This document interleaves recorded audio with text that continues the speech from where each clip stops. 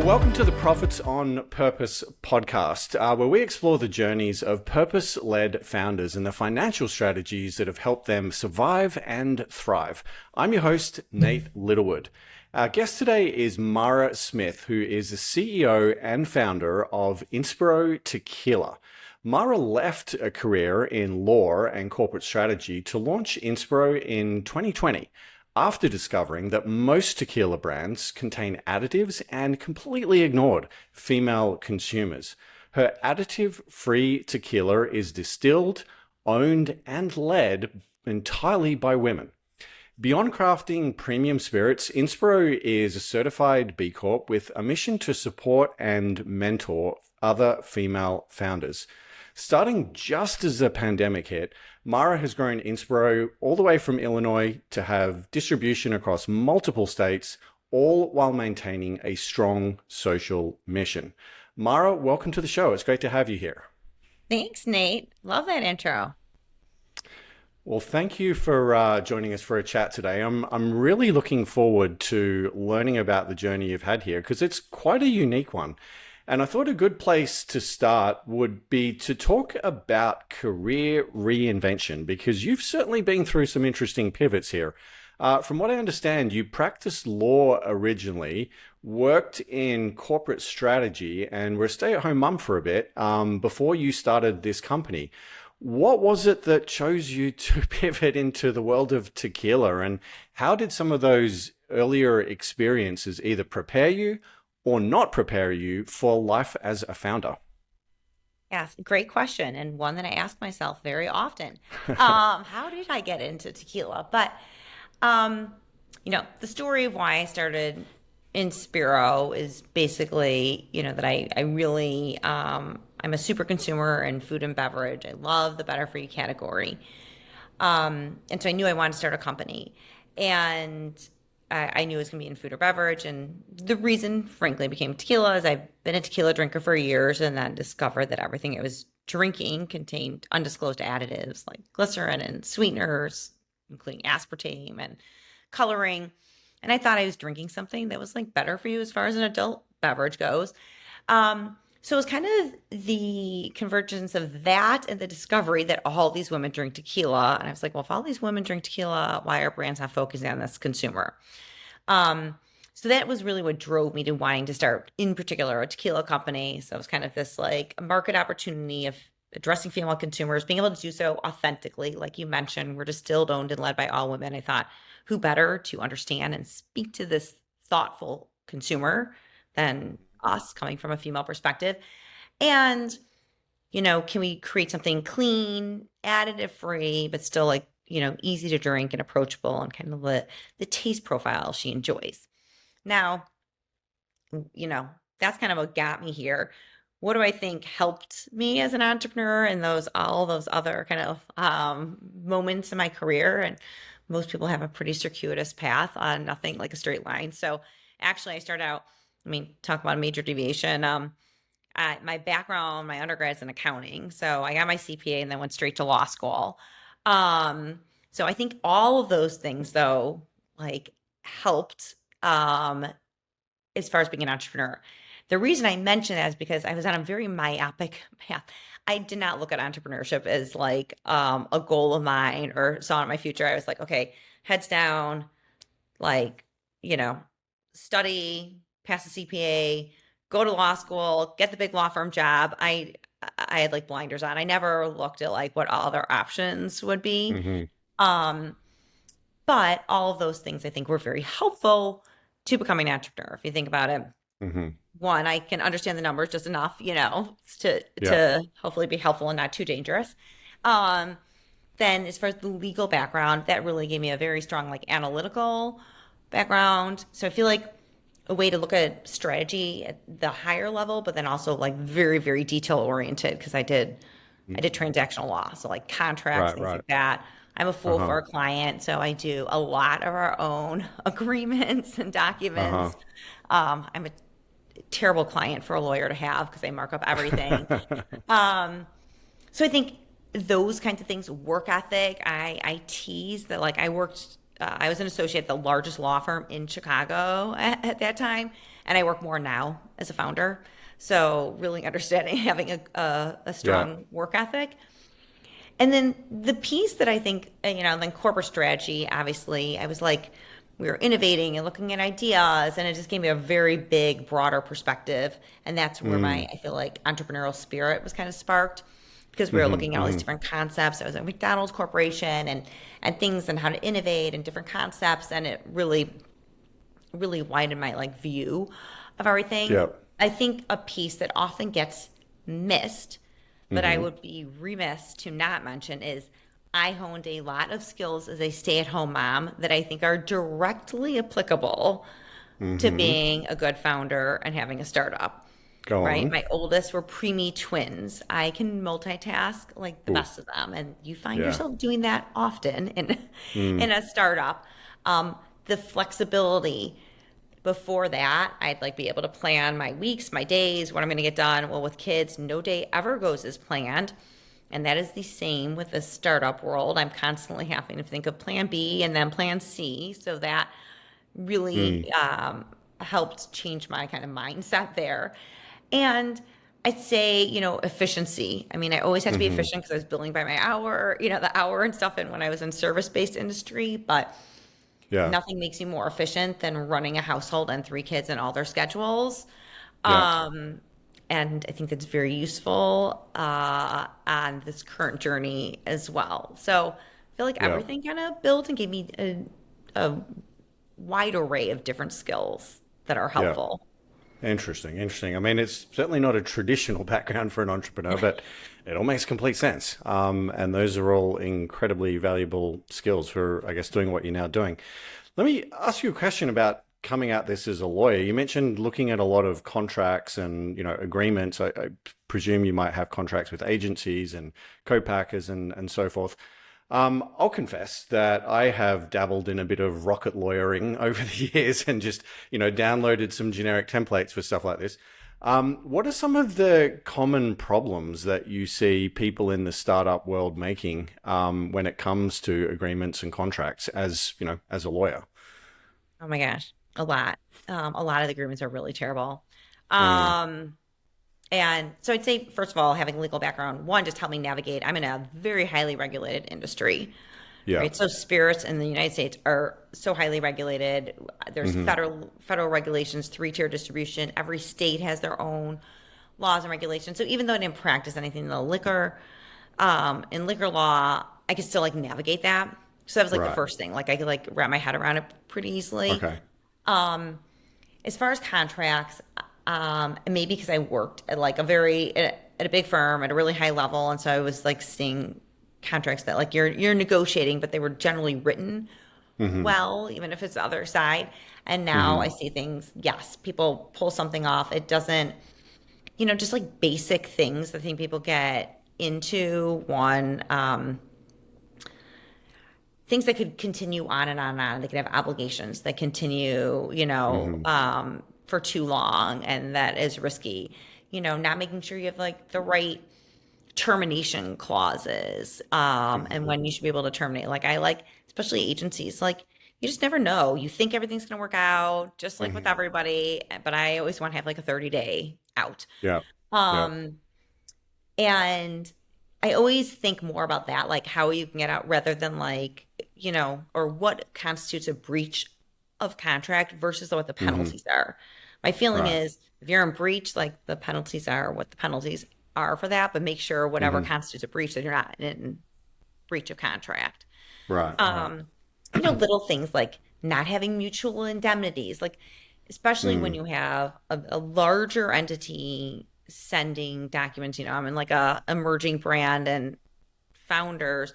And I think founders sometimes think they have to take whatever sent to them as far as an agreement, because like maybe it's a larger Yeah. company. And that's, I think, probably the biggest downfall is like thinking you can't negotiate back. I mean, I send back every agreement redlined with comments. Interesting. Interesting. So So, maybe I should be using a little bit less rocket lawyer in the future and actually asking an expert like you is my takeaway from that. So, listen, I want to talk about B Corporation and B Corporation certification. First up, can you tell me why you chose to go down that route? We met all the requirements, and for business reasons, they have lots of tools and resources Mm. and companies that care about that, so we can get in front of them. B Corp, um, interestingly enough, I did just because I wanted to formalize what we were already doing. It was already part of our Right. brand ethos. We were already giving back from the beginning, ready like Mm-hmm. how we can support women-owned businesses, how we Mm-hmm. can collaborate with them. So for me, this like just formalized what we already were doing. I don't necessarily see a business case for it, maybe yet. Mm-hmm. I think some companies probably have managed to utilize it better, like a Patagonia, and they're B Corp, and people Sure. Yeah. know that, and it's whole wrapped into their entire brand ethos. Mm-hmm. Um, Giving back, elevating other women in business, being a social impact company, it's part of Mm. everything we do and how we look at who we're going to collaborate with and partner and what vendors we're going to use. And so it like just is just part of everything and Mm. our entire brand ethos. But outwardly facing, Mm-hmm. I don't know that there's like necessarily like for business that it's helpful. Do I know that? I don't think Right. people know what it is enough yet.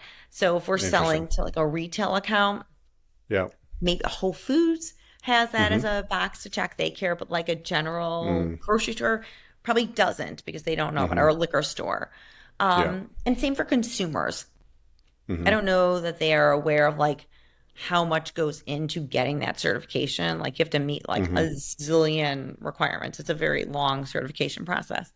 Mm-hmm. Um, and I think it is like a nice to have, but not necessarily an essential for a consumer, no matter what they Mm. say. First and Mm-hmm. foremost, you have to deliver on the quality and taste. Then that's Yeah. like an added benefit. Like that's an extra, like, why choose this brand over another one? But it's never going to be, as far as what I think and from research we've done, the decision making factor if you don't first deliver on the things the consumer cares about the most, Yeah. which is quality and taste. Yep. Yep. That's so interesting. Yeah. Have there ever been moments where you've kind of questioned any of these decisions in terms of the commitments that you've made and what it has translated to in terms of higher costs and therefore, lower margins, I would presume?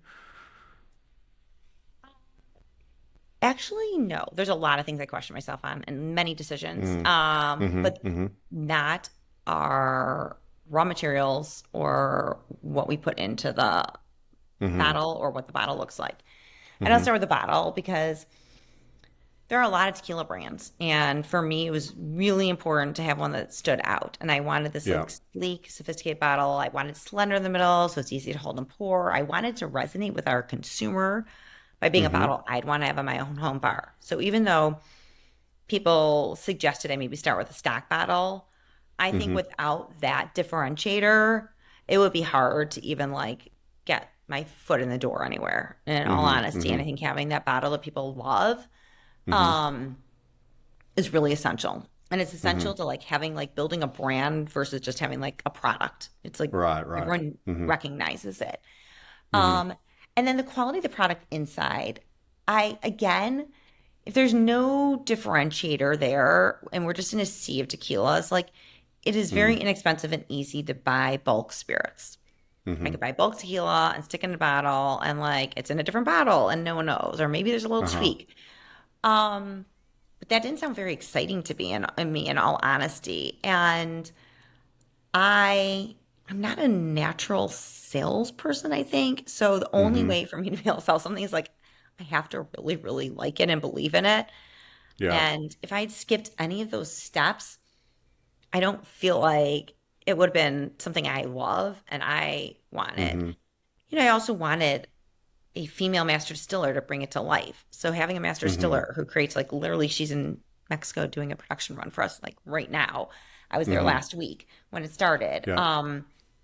And having that where it's like our process. Like I want it to be our recipe, our process to get the taste profile Mm-hmm. we wanted. I was really specific with like how can we Yeah. make a tequila that is approachable, has some of those sweeter notes of some of the Mm-hmm. tequilas we were enjoying, but without Mm-hmm. using the sweeteners that they use to get those sweeter notes. So Yeah. coming up with our own process, even our rosso reposado, it's the first tequila aged in rosé wine barrels. Like I wanted something to be different about it. There are Hmm. too many tequilas on the market to just do the same thing. And I'm not a celebrity with like instant credibility and a huge following that I can just put anything in a bottle and put my name on it and hold it up and everyone's Mm. like, oh my gosh. So And it then sell it for was, $1 billion? No. yes, it was really essential that like everything, and I'm just we talk about like based on my background, I'm a very detail oriented person. So, Yeah. Yeah. and that's also the fun part of creating a brand is you get to think about all those things from the Yeah. name to how you want the bottle to look to what the logo design like you get to put Mm. thought into all of those things. And for me, it was a really meticulous process Mm-hmm. to come up with a final like finished product. Yeah. Yeah. Interesting. Listening to you describe that process of kind of going through, the whole journey and how thoughtful you've been in terms of the selection of the supply chain and the people and the ingredients and everything. I want to go back to the first question I asked, which was about your background, and you gave some, very interesting reasons why it, positioned you incredibly well for what you're doing. But are there parts of this entrepreneurial journey where you think that background has actually hindered you in some ways? Like, have there been certain skills or ways of thinking that you've proactively had to try to unlearn over time, perhaps because of realization that they were not helpful or not as productive for you? I mean, there are definitely a few things. I don't know if it's from my background or just my personality. In all Okay. honesty, like one is Mm. I like things done a very certain. We talked about being meticulous in particular, certain way, Yeah. and um, everything from I have a certain way of writing. I everything I write is absolutely grammatically correct. Was it a Mm-hmm. good use of my time to rewrite every social media caption? No. I Mm-hmm. and some things I had to like relearn to give up, Yeah. um, so that I'm a micromanager, and Mm. that's how I run my house. That's how I run everything. Mm-hmm. So I've had to take a step back and like unlearn some of that because it's at some point I'm kind of like, Mm-hmm. okay, it's finished. Like, Yeah. and done is better than perfection. So I feel like Yeah. there's that unlearning. And then, there's a big piece of this that I Mm-hmm. just didn't know, and that's marketing. I mean, marketing is a really huge part Oh of yeah. having a spirits brand. Yeah. And I didn't know anything in that. On the other hand, I love to learn. Like I'm a Yeah. lifelong learner. I'm just intellectually Mm-hmm. curious. I like to learn. And this journey, there's nonstop learning. So even like Mm-hmm. I didn't have a LinkedIn profile, right? Like we connected like before this I didn't have a LinkedIn profile. I had no Instagram account, Mm-hmm. like Mm-hmm. nothing. And the fact that I had to learn about like email marketing and tools and SEO, I have to Mm. know about like everything. I don't have to be, an expert in all the areas, but I have to know Mm-hmm. enough to Yeah. be able to make decisions. Yeah. So a huge learning curve. And Yeah. some things now I know you can send me, I have like SEO strategies, a plethora of them. And it Mm-hmm. could be written in a foreign language and it would mean the same amount to me. Like I'm not going to grasp. Right. So Okay. and that's another thing now I figured out that like there's a lot of strategy, a lot of people you go to get like advice and things. And that was an unlearning for me too, finding all these experts and strategy, like unless they're going to implement Mm-hmm. strategy without like that execution piece of it is not helpful. That is like more work. Yeah. Yeah. No. Interesting. You're making a really interesting point here about the balance between perfectionism and getting it, just the way you like it. And full disclosure, that was something that I struggled with, particularly a younger version of me. But as you say, there's this kind of approach to entrepreneurship and product that, like, if you, I can't remember the exact words, I'm going to butcher this, but if you wait until you feel like it's perfect, it's, you shipped it too late, right? You need to ship something that at a later point you're going to feel embarrassed about. And you'll look back at it and probably cringe and go, oh my God, I can't believe I put that out in the world. And I've been, dealing with a lot of that over the last few years. As someone who, has a tendency to err towards perfectionism. How have you found the right balance there? Like, how have you decided when something is worth hanging on to, and yes, I should tweak this and put it through another round of revisions, versus when should I just let it go and ship it in whatever form it's currently in? Maybe in your answer to that question, I read online somewhere where I was doing my research on you that your first batch you weren't entirely happy with, and you ended up like throwing it out. I have no idea what it cost you financially, but I don't know. Maybe the answer, maybe there's a story there which is relevant to my question.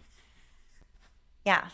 And it's great. And when you say, how did I figure out or find that balance? I don't know that I really have yet. And to Mm, be honest, like I don't think I figured out how to balance like my ideals for what just let's get done. Because I think of everything as representing me personally and the hmm brand. So everything that goes out there. So I am, you know, it's still like hard for me to do if knowing that it represents me. Like I am super authentic. I feel like I'm kind of like at the point in my life where I'm like too old to like do things that are not true to me and things. So even if it comes like someone wants to mix a drink and I may hmm offend someone because they try the drink and if I don't like it, like I don't want to serve it. If it's hmm with something that I don't like how it tastes, I was like, this is, it's really hard for me because I'm like, well, that's going to ruin someone's first impression of hmm the product. So Right. I've probably erred towards like maybe being like, yeah, that doesn't taste good. Can we change it to this? And maybe making someone not that happy about it. hmm Um, because I think of everything as reflecting on me. And this is so integrally tied to like my own like values and perspectives that it's hard to put hmm anything out that I don't think like Yeah, yeah, meets those. As far as that production run, so what happened is I started this during COVID, so I couldn't get to Mexico for production. It was yeah. closed every time we were supposed to go down. So they started the first production run at our original distillery. We just moved distilleries, but and we have this fantastic master distiller, Ana Maria Romero Mina. She creates our profiles. They didn't follow one specification as far as like the cooling of the agave. It was interesting. At the time, I would not have had any understanding of how essential it was to make sure it's cool before milling. Anyways, she wasn't happy with that. They sent me our first samples, and I didn't really know that part of it, but they sent me my first samples. I was so excited, and I'm like waiting and waiting, and I got this bottle, and I tasted it, and I like broke out in tears because like, oh my gosh, I don't like it, and I was like, we've been waiting all this time, and I was like, I don't like this. It's not what I wanted. It's too alcohol forward and bite. It was like Right. not what I wanted. So it was suggested there, and we had consultants down there, things like, oh, well, you could take that and a new batch and maybe like blend them. And I was like, oh, that sounds to me like taking something bad and something good and coming up with something like mediocre. And that idea just, it just did not appeal to me. So I hmm was like, let's just get rid of it. I don't know what they end up doing with it, but I'm like, let's just get rid of it and start over. So really it hmm set us back a lot of time. Yeah, Um, but it was important to me that that first run, I mean, that was like everything. It's like coming to yeah, life, yeah. my like fourth child coming to life here. Right, right. And so it probably set us back like another 6 months, but I think that is a decision that I will never regret because I think that was the right Mm. decision. You're only as good as people's like first impression. Yep, yep. That makes total sense. Yeah. Well, it sounds like a probably a fairly expensive mistake or process to have gone through. But I'm glad you ended up with the product you wanted at the end. But um, this is maybe a good point to ask about the numbers, the finance, the funding. How have you actually managed to get this business off the ground financially thus far? And is there anything that you would definitely do again? Or definitely do differently as it comes to the finance side of things? Yes. And that's a great question, especially the part of like what I would do differently or the same. So I hmm bootstrapped the company for the first 4 hmm years. hmm Um, Fortunately for me, I'm a little more seasoned entrepreneur, so we've hmm had long careers. My husband and Yeah. I before this, and I didn't start this out of my dorm room or anything like. So Right. I was able to do that. Um, and then I just started like raising money, like friends, family, angels last fall. And that it's still an open round that I'm still Okay. raising. And I think, the good and the bad. I mean, am I glad that I was able to get proof of concept and fund it myself? Yes. Mm-hmm. I think a big piece of why I did that is because it's a very major mindset shift for me. Um, I always say like I'm not good at it. As in, you're not good at I fundraising? yes, I Uh-huh. am not used. It's just something different when you worked for a big company or you did service based. Like I've never asked people for money, Mm-hmm. so it does not come naturally. It's just a very difficult one. Like maybe if you're starting out and you have this like great and I don't know, whatever it is and all the confidence, I think it was a Right. very difficult for me to get over Mm-hmm. that. Someone told me to reframe it as not asking for money, but providing an opportunity for people. I was like, that Mm-hmm. I need to like literally have that message tattooed on my Yeah. forehead and look in the mirror and see that every day because it's still a really hard one to get over. And even with my background of having accounting and legal, it's really an unknown world. Like it's a whole different world. Even preparing for that, the thing. So what I would have done differently is one, like start out in the beginning, like making sure I know how to do this and prepare and have things set up. Everything from, I mean, now I have like a data room. I mean, the last time I did a data room, I have this digital data room. Was like literally like an entire huge conference room that was set up with file folders, like when I was practicing Yeah. law. So understanding it, and I think probably starting earlier, Mm-hmm. as opposed to later, I and getting over, I think a big my own mindset of like you ask people and it's a lot. It's like you have to follow up and follow up. This way I'm on a lot of like charitable organizations and boards, but I don't do any of the fundraising part of it Mm-hmm. Mm-hmm. because Yeah. it's a totally different skill set. It's not just going out Yeah. and presenting. It's going out with this like total confidence about it, Yeah. which is hard. And then it's following up, following up. But for me, I'm like, well, am I bothering them? I don't like having to keep asking Yeah. people. Do I feel like a sleazy Um, salesperson? Yeah. exactly. It just Yeah. it's it was really outside my comfort level. And I think especially for a lot of women, you take a re-entering the workforce and already having some imposter syndrome and like, who's going to think I'm credible? Yeah. Like, who's this mom of three kids who now has a tequila company? Like, what does she know? Combine that with in general, like women go in and get much more prescriptive questions like, how are you going to, Mm-hmm. it's all like, everything is about headwinds, nothing's about tailwinds. It's all, Yeah. what are you going to do to circumvent this risk and this risk and this risk? Um, and we generally go in without that same like confidence of like, Mm-hmm. well, when I do this, do this, do this, and I just find myself saying, well, if we get to this, then this will happen, and it just, um, it's like it requires a lot of like retraining, It honestly. absolutely does. And are there certain ways that you've managed to get better at it? I mean, I hear you on the mindset shift, and I totally appreciate that that's a big change to have to force yourself through. But I mean, have you found ways to progress it? Like, have you found certain approaches or tactics that you're starting to see traction with and finding them work? No, when I get into friendly rooms, or when like a woman brings me into then her group, like I do way better in those like Mm, kind of small group yeah. discussions, like, oh, her and some friends that might be interested, and then I get to present. And then like that's Mm, I feel like a very, a good comfort level. I'd say that mm, kind of yeah. thing.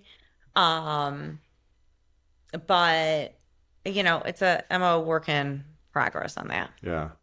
Have you looked at or would you ever consider equity crowdfunding? Has that been on the table here? I don't think that's for me. Okay. Okay. I'm not, I'm too discreet, as far as sharing information. So I don't love the Yeah. idea of putting all your financial information out there. Yeah. Yeah. A lot of people don't realize that about equity crowdfunding. It's yeah, for competitors and people wanting to learn about what other businesses are doing, one of the requirements of it is that you have to publish 2 years worth of P&L and balance sheet information. So it's actually a great place to find data and information on competitors. So I hear you. Yeah, I it's a big know. And commitment I to still go have the through. legal background, like, where I'm like, Yeah, everything's under an NDA and things like that. Like, yeah, I like to keep things a right. little bit close to the Interesting. chest. Interesting. Aside from aligning with your own personal mission and your values, do you feel like there's been any other particularly noticeable benefits from having an entirely female workforce here? My gosh, of course. You Tell me know, more. I know. I'm going to say first, women who've been in this industry really find it like a breath of fresh air to all of a sudden be in a room. Like when we go and it's a salesperson or something, or even a salesperson at a distributor or a salesperson we want to work with. Like, I think they're so used to walking in to a room full of men that when we come in and it's like so casual and relaxed to be with like my head of Mm, sales and me. I even mm-hmm. see that from like their perspective. So I'd say that. Like I feel like everyone can kind of like, okay, it's just it's like it's a much easier when like as far as like I don't know what it is, but like the feeling, the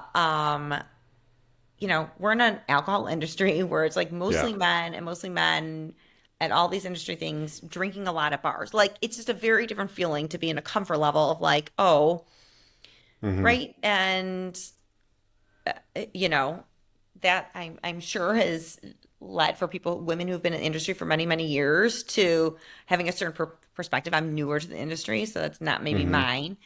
Um, but so I do see as soon as we're with them, like they like see just a very like a at ease.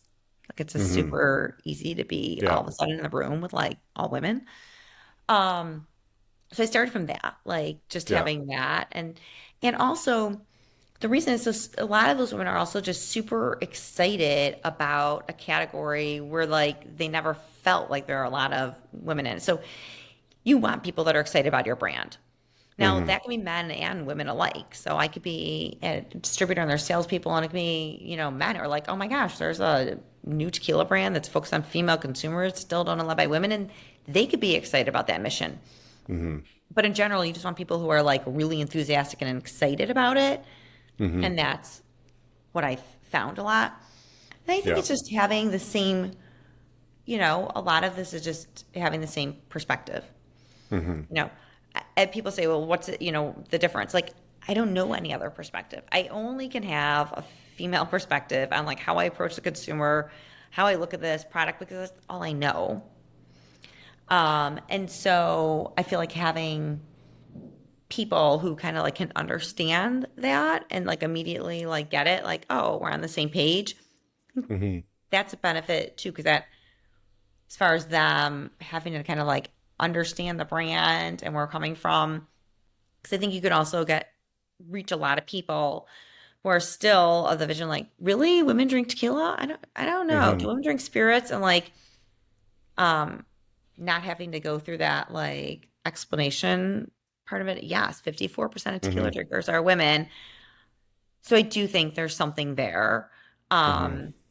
Now listen, we need allies. So Yeah. just because like it's essential. Um, so I love nothing more than I go to women's events and there are men that show up to Mm-hmm. support. Like Mm-hmm. Mm-hmm. that is fantastic. Yeah. Um, but because we really can't do it alone. Yeah. And so, but I think with our team, it's like kind of just like really understanding kind of what's behind it very easily and quickly. Um, and this just has like, it's even the terminology we use. Like, I don't call the people who show up and take, like, we don't call them girls or things. And I don't use promo models. Like, it's a very old school way of thinking about it Yeah. that, again, would maybe take, and that's just the way people grew up in the industry. So that's what they're going to think about. But I need people who are kind of like ready looking ahead. Like, and I find having a women led team, they easily kind of get that. Yeah. Yeah. Makes sense. I'm going to let you in on a little secret. So over my 6 or 7 years working in ecom, I had relationships with at least half a dozen different co-mans and 3PLs.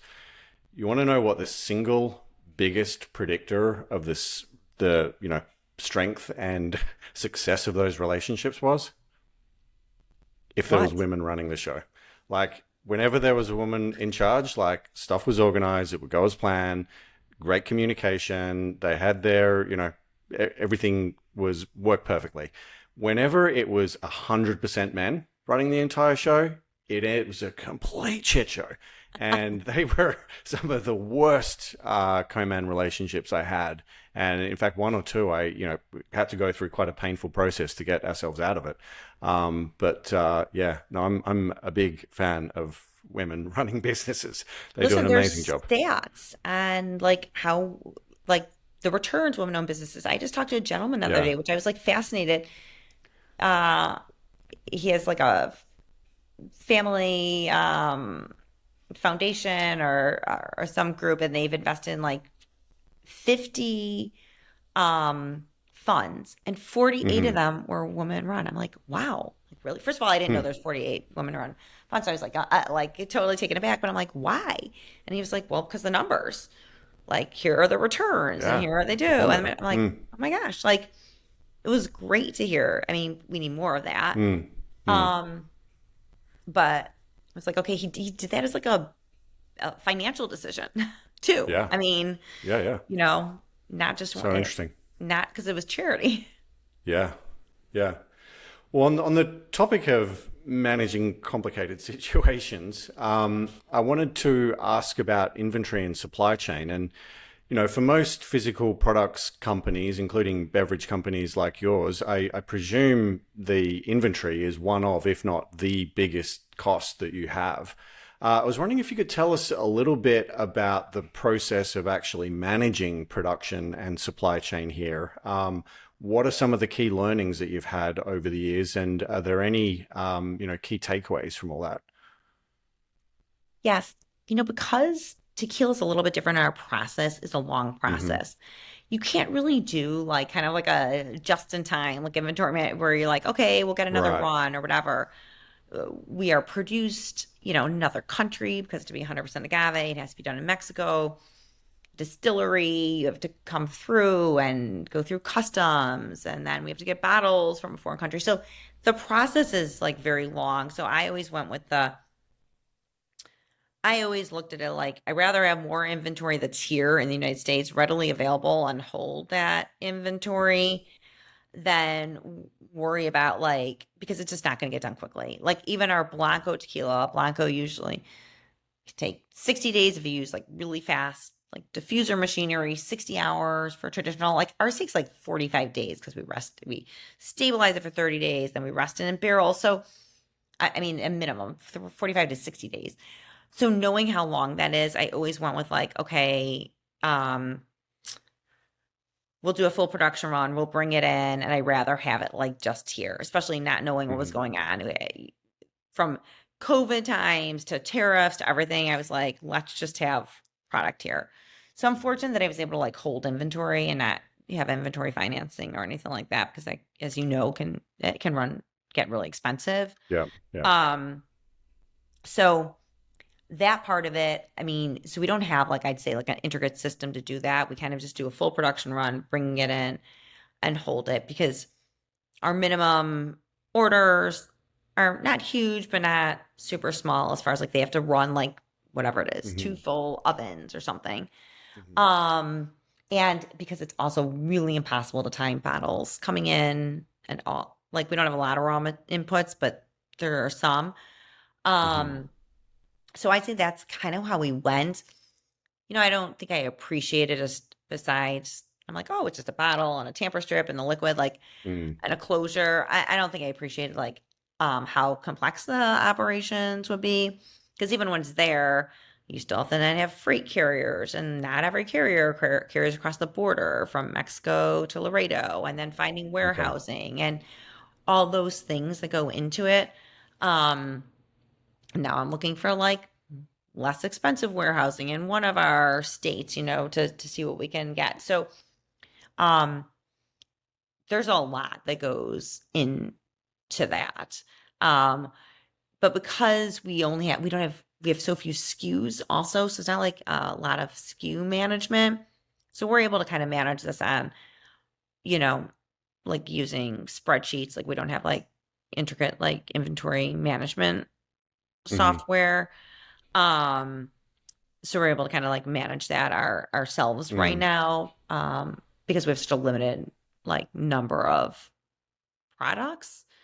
Um, but it is something that I think, if you're gonna ask a key learning, I think that's something that we probably as founders forget to like think Mhm. about, that the operational piece of it is very complicated. Everything from even like I have to apply for credits after federal excise tax or things like that. Like there are so many things that go into it. Yeah, yeah. A lot of It's moving pretty parts for sure. complicated. Yeah, yeah. Okay, so I got one final question here Yeah. for you, Mara, as we come towards the end and wrap things up. If you could turn back time and give some advice to yourself as a brand new founder, what would you say to yourself and why? Get ready for a very wild ride.